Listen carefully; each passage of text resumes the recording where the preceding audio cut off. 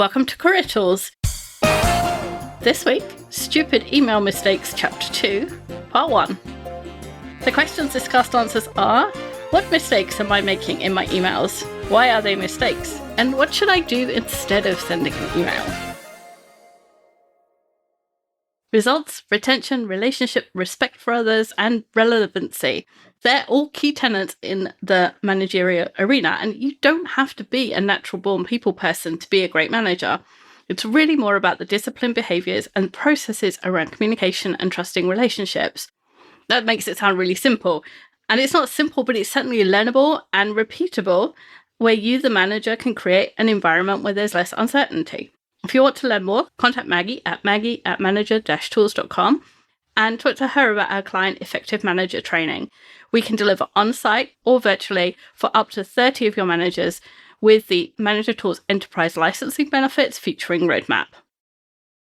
This is the second chapter of our Stupid Email Mistakes series. We covered the first 6 mistakes in Chapter 1, and I encourage you to go back and listen to that because we're going to try not to repeat ourselves.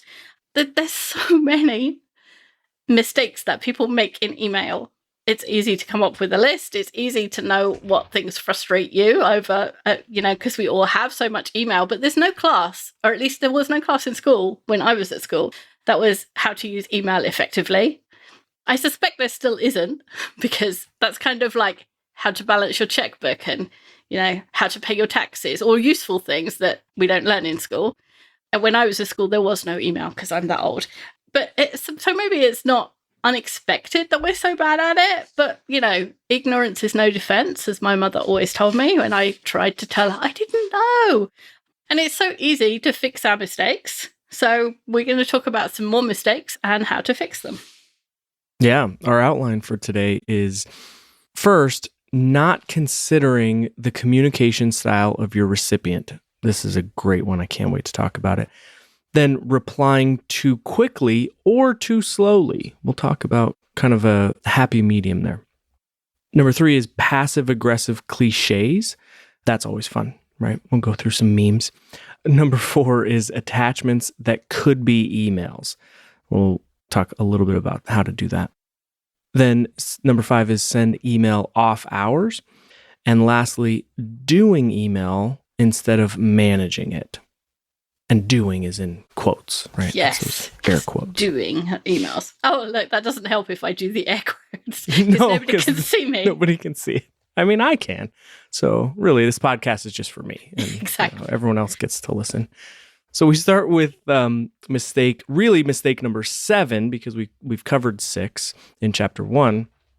And that is not considering the communication style of your recipient.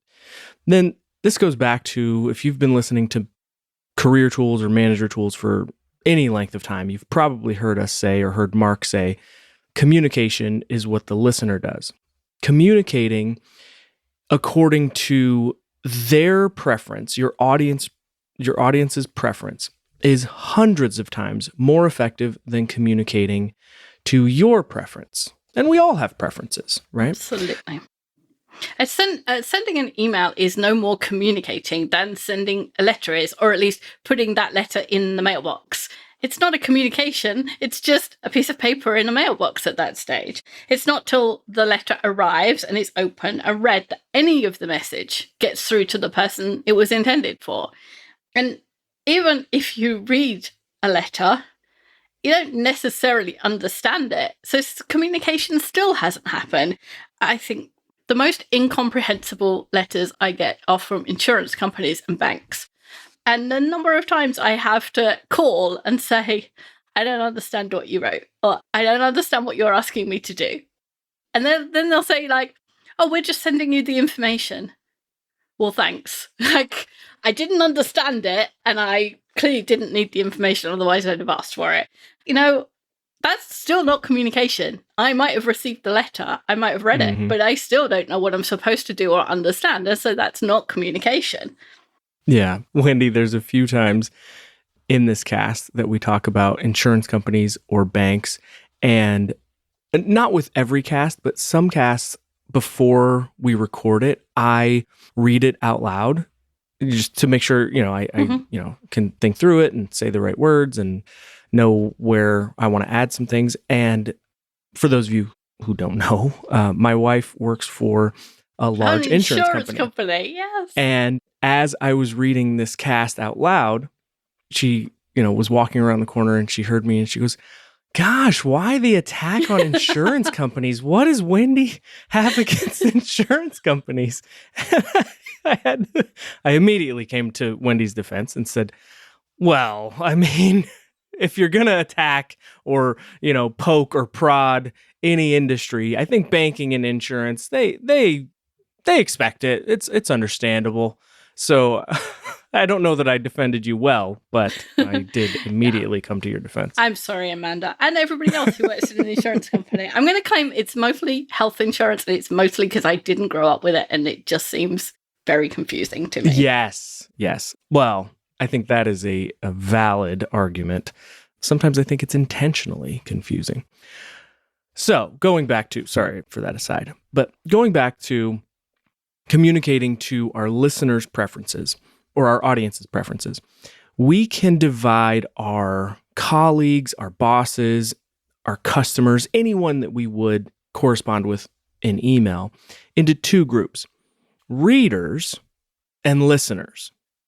There are those people who prefer to read something so that they can take their time with it. They can read more complex or complicated parts several times. If they need to, they can make notes or reword it into phrasing or language that is more in line with their thinking, right? Restating it, thinking through it in a different way. There are others who prefer to listen so that they're able to use facial expressions and body language to augment their comprehension of the message. And neither one of these styles or approaches are correct. They're preferences. You have a preference too. The problem comes when you use your preference to communicate with someone who has a different preference. That's what this is all about. Exactly. And listeners, people who prefer to listen, don't want to read a long or even a short email. They'd rather you called or visited them so that they can hear the message and see you giving it. You can follow up with an email if you need to. In most cases, listeners aren't even reading your email fully. They're thinking, this is true. They're seeing it and then thinking, "Oh, I'll ask her later about that." Or, "I'm going to see them in that meeting. I'll ask and get them to explain it." That's why you're not getting a timely reply. It's not because they don't know the answer. Well, it is because they don't know the answer because they don't know what the question is. But it's not an intentional, "Oh, I'm not going to answer that email." It's "Oh, I'm going to wait until I see that person and then we can just hash it out quickly between us." They may have seen your email when you ask. If you say, "Have you seen my email?" They'll say yes because they saw it in their inbox. Mm-hmm. Or Outlook might say they've read it, which only means they've opened it, not that they've read it or understood it.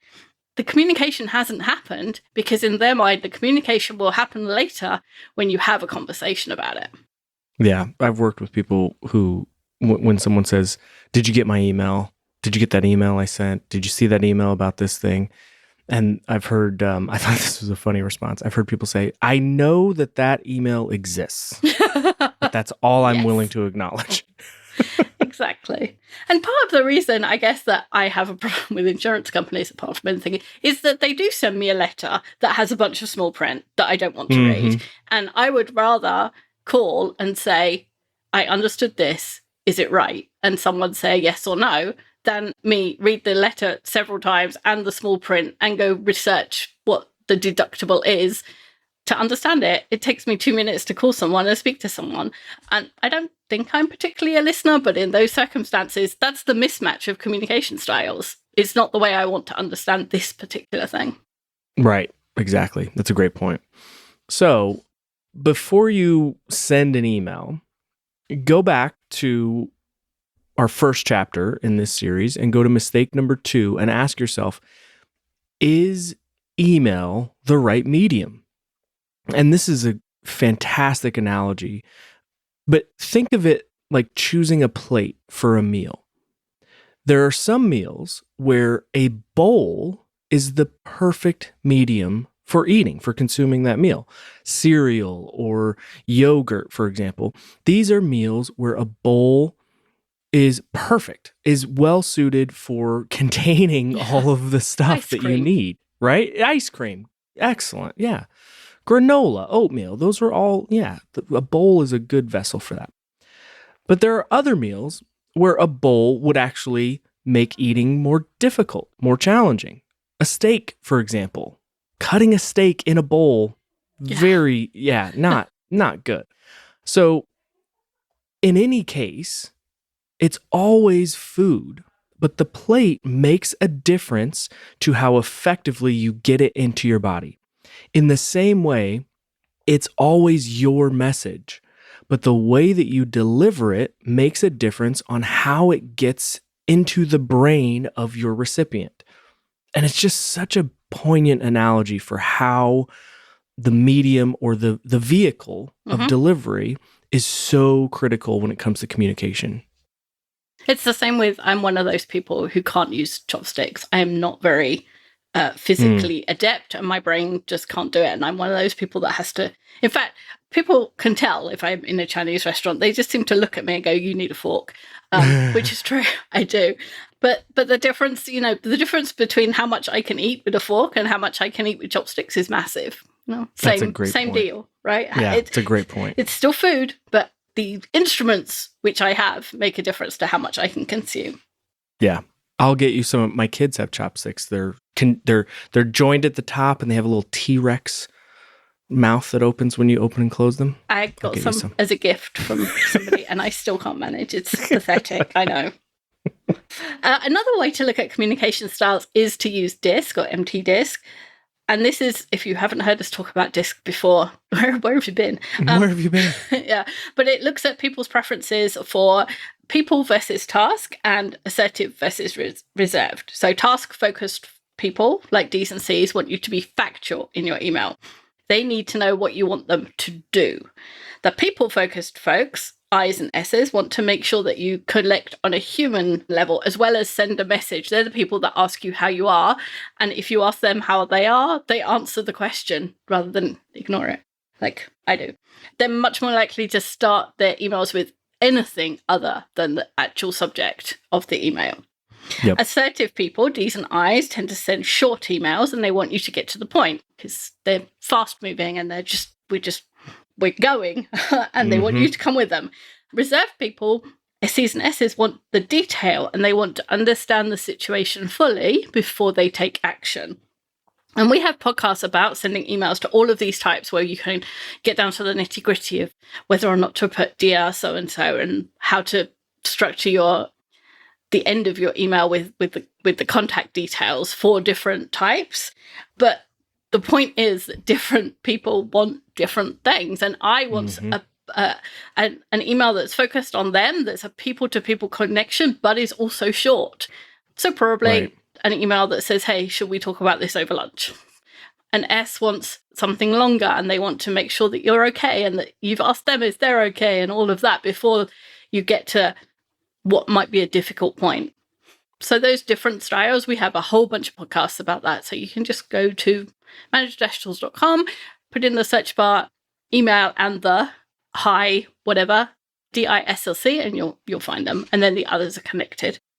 And if you want even more in-depth information, we cover it in our training. When we do our Effective Communicator conference or our Effective Communicator training, we have a whole section of the day where we cover email communication. We do some email practice where we have real emails that we've gotten from our travels and working with clients, and we change the names to protect the innocent, of course. But we go through it, and we go pretty in depth into. It's one of my favorite parts of the day because so much is able to be deciphered from emails, right? Except high D emails. High D emails have one sentence, and so it's but you can still tell they're a high D, right? Well, yeah, that in and of itself, right? I always tell groups, what are the clues that this is a high D email? The fact that there aren't that many clues is the biggest clue, right? And so we have lots of tangible examples and, the ability to ask questions and talk through. It's always a really fun part of the day because it sparks a lot of good dialogue and thought-provoking questions and really good stuff. So if you're interested, fun little plug there. Yeah. Come to one of our sessions. And what we have to think about is everything we do and say sends a subconscious message as well as what we actually say or write.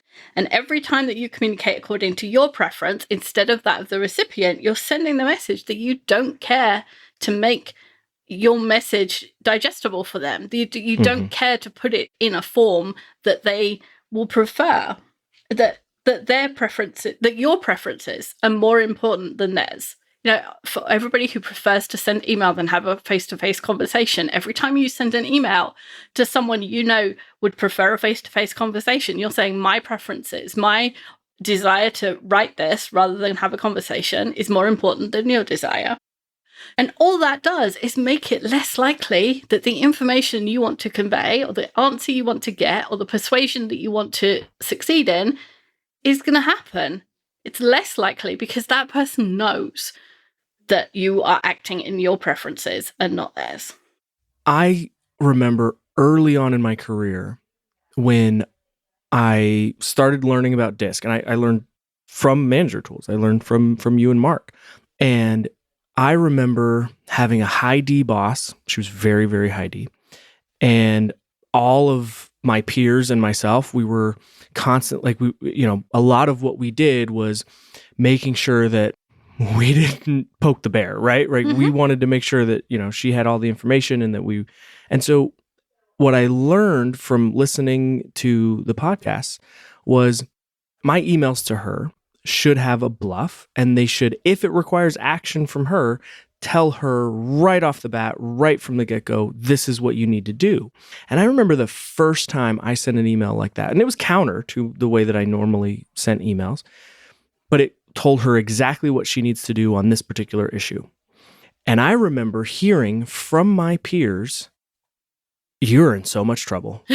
I can't believe that you would write an email and tell her, so bluntly that this is what she needs to do. And I remember thinking for a minute, I'm going to get fired and I'm going to blame Wendy and Mark. And then I'm sitting down not quite a one-on-one in the way that Manager Tools talks about it, but a meeting with my boss. And she said, that email that you sent me was so helpful. Thank you for telling me exactly what I needed to do and saving me the time of having to get into the weeds and the details.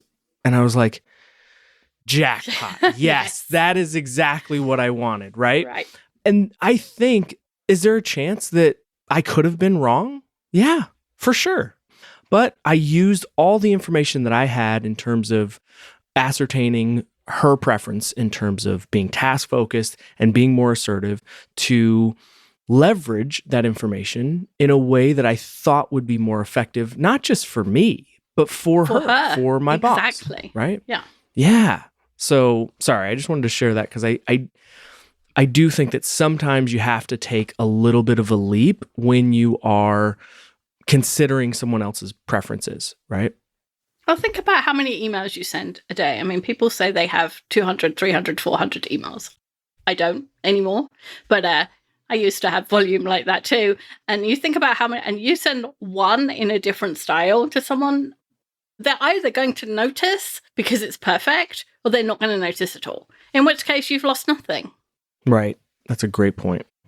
Oh, and before everybody emails us and asks us what BLUF is, BLUF stands for bottom line up front. You put BLUF and then you say, your action is X, Y, and Z, and I need you to do it by Thursday, whatever. So something like that is the summary of the email. Yeah. If it's a decision that needs to be made, if it's, this is just for information, right? Like whatever the point of you, I mean, when you think of a BLUF, and we have podcasts on this, I always like to think of you're answering the question, why am I getting this email? Yes, exactly. And that sentence should be the answer to that question. Over the last few years, we've been talking to so many companies, especially in cybersecurity and medical related fields, about their rapid expansion plans over the next few years. It's exciting, but if you're not ready with a powerful hiring engine, it can be daunting for all involved. If you're in an HR role or a key managerial position responsible for making this happen, you may want to consider bringing Manager Tools on site, where we will deliver our effective hiring manager training for up to 30 folks, teaching individual interviewing skills and techniques to ensure you're hiring and retaining the right people. To learn more, contact Maggie at manager-tools.com or check it out on our homepage. Look for Training for Organizations.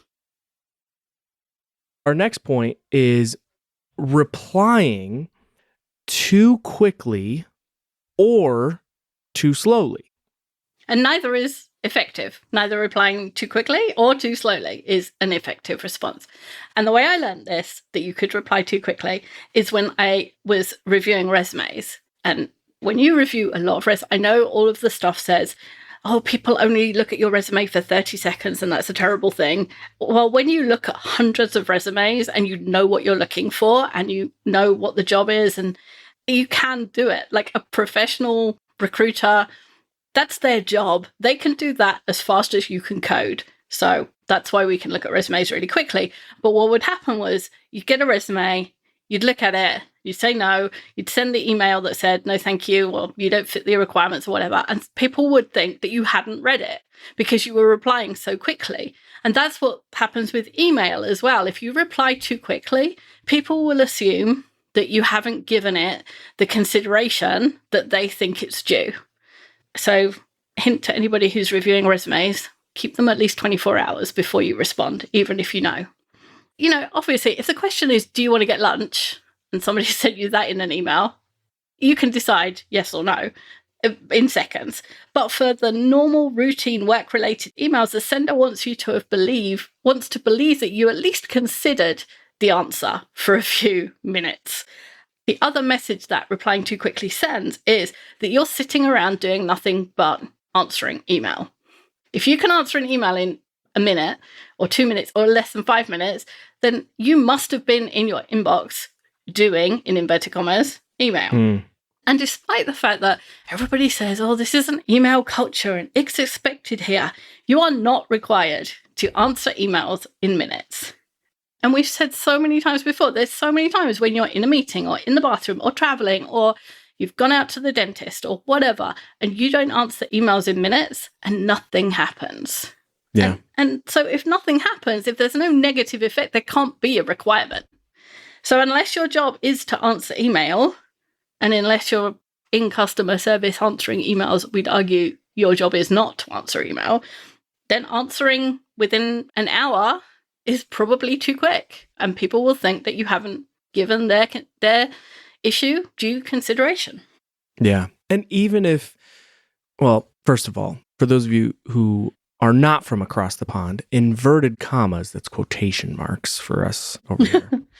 But the other thing I was going to say is even if some of the assumptions, you know, it's not, the assumption isn't that you're sitting around doing email and they know you're back and forth in between meetings or so on and so forth, right?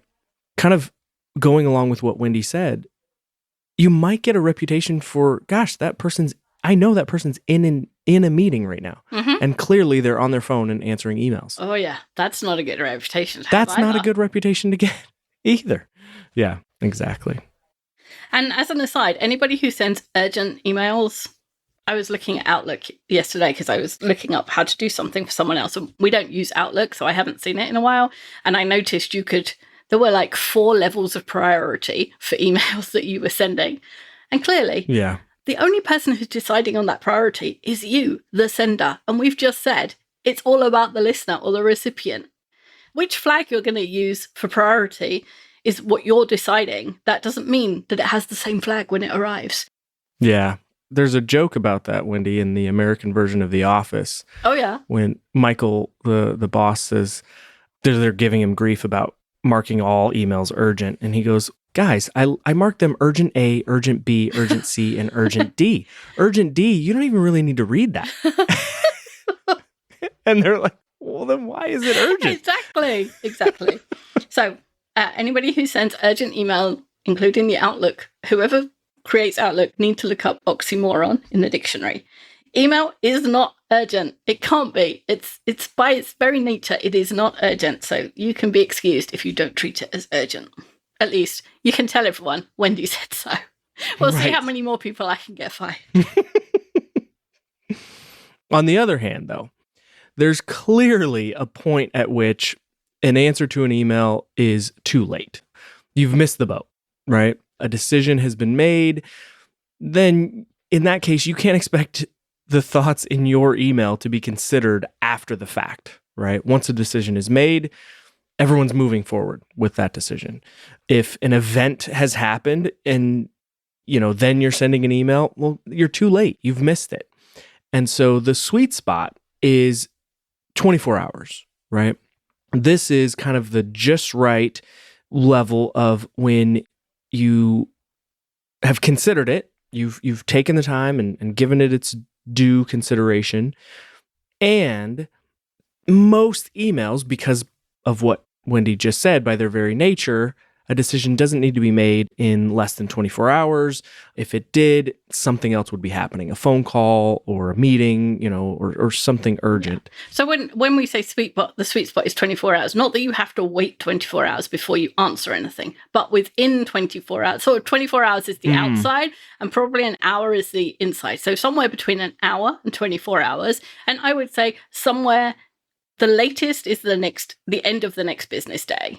Really. Yeah, that's a great way to put it. Yeah. Yeah. So that is effectively 24 hours, but we're not saying wait 24 hours. If you do it after, if you are following our 3 times a day for email, then in theory, you would answer an email from noon at 5 and an email from after 4 o'clock the next day. So, it's within the 24 hours.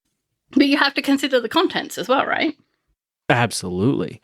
And so sometimes the response isn't the answer to the email. Sometimes the response is if you need more time or you feel like there's additional consideration, then sometimes you might need to say, and it'd be perfectly acceptable to reply to someone and say, I've got this. I need some time to either look at something else or consider all the downstream effects and give them a specific time at which you will reply, right? So maybe you get an email on Monday or Tuesday and you say, got your email. I need to look at the last quarter earnings before I can make a determination on revenue projections for Q1. And so I'm going to, I'll get you an answer by Thursday at 2, right? And then if Thursday at 2 is too late for them, then they have some information. Right? They can say, actually, I need it by this, and that can spark, then there can be a phone call or there can be more information or more action taken just with that small little reply. Yeah. And I think not enough people don't use this enough. What they think is, oh, I've seen that email. I need to think about it. I'll reply when I've thought about it. And then the other person doesn't know what your timeline is. And they have a timeline in their head of how quickly you normally reply or how soon they need it. And so both of you have a timeline. If that timeline doesn't match and you don't reply by the time that they think they should have replied, that's when you get the whole passive aggressive cliches, which we're going to go on to next of, did you see my email or have you replied to my email and I didn't get it and all of that stuff. So by telling someone, hey, yes, I have it, and here's my timeline, you give them the opportunity to say, oh, that's fine, and not get that into that circle of, did you see my email? And then you ignore that message, and, things go downhill from there. Yeah, exactly. There is an important thing here, though. If you are going to acknowledge and give a timeline of when you are going to reply with a more substantive answer or reply, you really ought to reply within that time frame. If you say Thursday by 2, you have to hold true to your word or otherwise communicate. If something comes into the fold that you weren't anticipating, or if you can't access the information, you need to communicate that right away, because now you've set an expectation and presumably they have done whatever they need to do on their end to move things around to prepare for that decision at Thursday at 2, right? So you should hold true to your word and meet that timeline. Again, especially, and this is a small thing probably, but if I have someone reply to me and give me a timeline for when they're going to reply, and that could be fine. That could be maybe more aggressive than what I have in my head or more conservative or whatever, right? But if they don't meet that, then my immediate thought is, that was your timeline. Yes, exactly. Like, I didn't make that up. I didn't arbitrarily assign you Thursday at 2 p.m. You said Thursday at 2 p.m. Yeah. So you can't meet your own timelines. Yeah. Right? And that's just worse, right? Oh, So, and talking of worse, there are people who have a reputation for not reading their emails. And these people are not necessarily the same people, but I put them in the same group of the people who say, oh, I'm double booked for meetings, because they think that it makes them sound important. And people don't read their emails because they think it makes it sound, or they think they make it look as if they have so much email because they're so important. They can't possibly get to it all. And so they never read it, or they're doing something more important. And what happens is not that. What happens in other parts of the organization, people say, oh, don't bother sending her an email. She never replies. And people think that that person is a flake, or that person is just trying to look important when they're not. It's just a bad way to get a bad reputation for being unable to control your workload, to being uncommunicative, and to being unable to work well in a team, because working in a team means communicating with people. Mm-hmm. And you might, those people might think, oh, well, I'm above all of that because I'm so important. Well, you're not. And nobody is. And if you are, then get an admin and have your admin answer your email, which is fine. If email is a proxy for how important you are, my spam folder must think I'm the president of the United States. That is so because true. so many. True. Yeah.